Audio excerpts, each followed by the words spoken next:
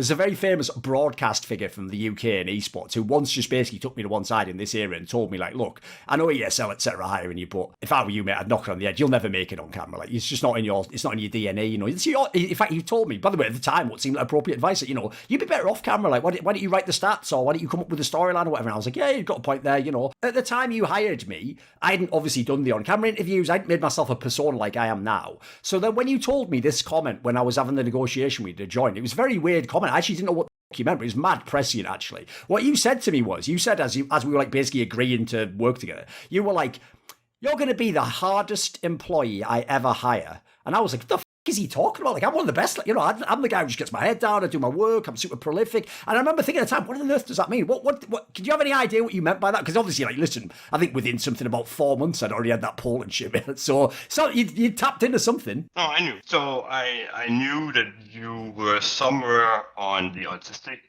spectrum. When you've managed people for a while, you start to see like different archetypes. And what I saw in you was like, I've read your content for a long time, I've seen your videos, I've heard your questions. You are a person with a very strong sense of right and wrong that's based in logic and reason. Most people probably don't attribute those types of values or thinking to you, but I do. I think you're bad at seeing the great nuances in life, but you're exceptionally clear-viewed when it comes to like the other sides of the spectrum. So when you have someone like that, then the things that we experience is just bound to happen. You know, I have it to a lesser degree, but I'm with you all the way. Like, I have some words that I will fight for, and like, I refuse to censor myself and not say this word right now because it's the technically correct and best describing word for the situation. So f*** you and your political correctness.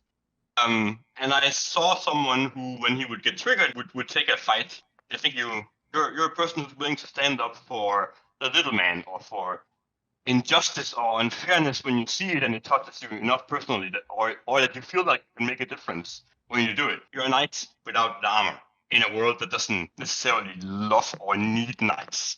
And I, at the same time, completely underestimated what would happen. I thought it would be to a much, much lesser degree, but I thought that I would be the guy fighting for a team of weird oddballs in a company that didn't really have any place or mentality for weird oddballs. Right.